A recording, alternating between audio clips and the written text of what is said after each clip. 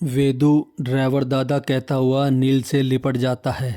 तेजू भी नील को देखकर कहती है, जहाँ भी मैं जाती हूँ वहीं प्रकट हो जाते हो। नील कहता है, हम दोनों अक्सर टकरा जाते हैं। वाकई अजीब है, भयानक, तेजू ने कहा। नील कहता है, आपने मुझे भयानक कहा। तो तेजू कहती है, तुम्हें नहीं, मैंने कहा इत्तेफाक बड़ा भयानक है। मोहित नील को डांटता है, वो तुम्हें आप करके बात कर रहा है और तुम कैसे तू तड़ांग करके बात कर रही हो। तो तेजू कहती है, तो मैंने थोड़ी ना कहा इसे इतना फॉर्मल होने के लिए। मोहित कहता है, इसे फॉर्मल नहीं, इसे रेस्पेक्ट देना कहते हैं।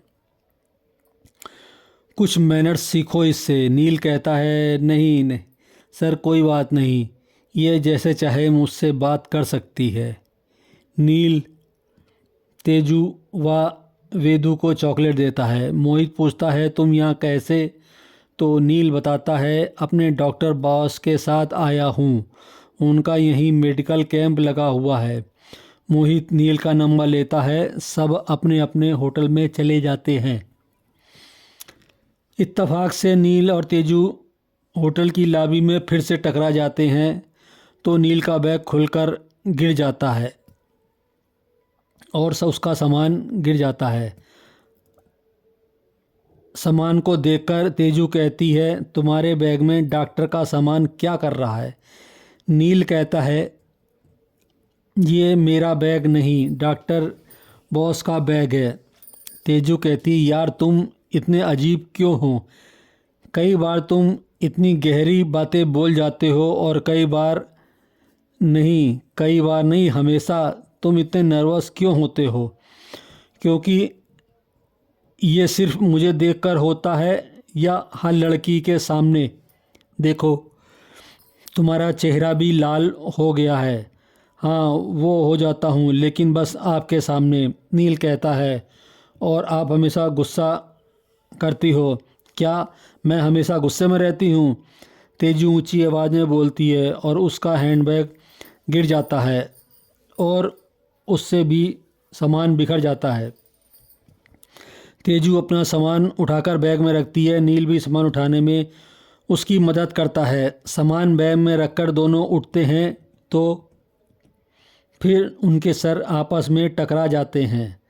तेजू कहती है, ना समझ, कम अकल, तुम्हारे बॉस ने तुमको बहुत छूट दे रखी है।